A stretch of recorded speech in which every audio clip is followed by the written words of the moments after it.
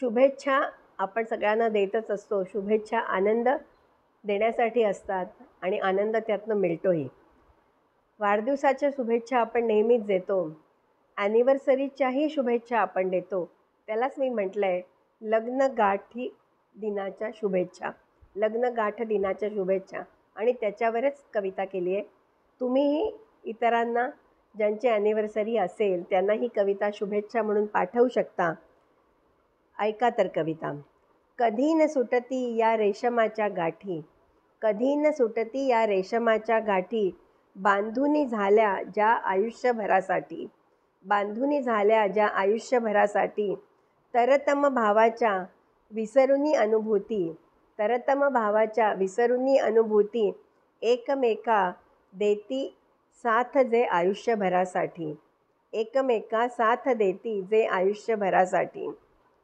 राग लोभ सारेच उरती क्षणासाठी, राग लोभ सारेच उरती क्षणासाठी, जिथे आपुलकीचे स्थैर्य जीवनभरासाठी, जिथे आपुलकीचे स्थैर्य जीवनभरासाठी, सौंदर्य कुरूपता उरते इथे गौण या नात्यासाठी, सौंदर्य कुरूपता उरते इथे गौण या नात्यासाठी, पटू दे वा न पटू दे तू माझी मी तुझा एकमेकांसाठी, पटू दे वा न पटू दे तू माझी मी तुझा एकमेकांसाठी.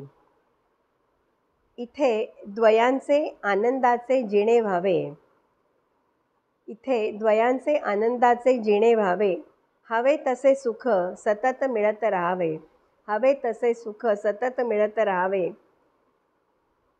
तुम्हासाठी ईश्वराजवळ हेची माझे मागणे, तुम्हासाठी ईश्वराजवळ हेची माझे मागणे. असं म्हणून ह्या शुभेच्छा मी इथे संपवल्या आहेत आणि म्हटलं आहे पुन्हा एकदा हॅपी ॲनिव्हर्सरी. कशी वाटली ही कविता?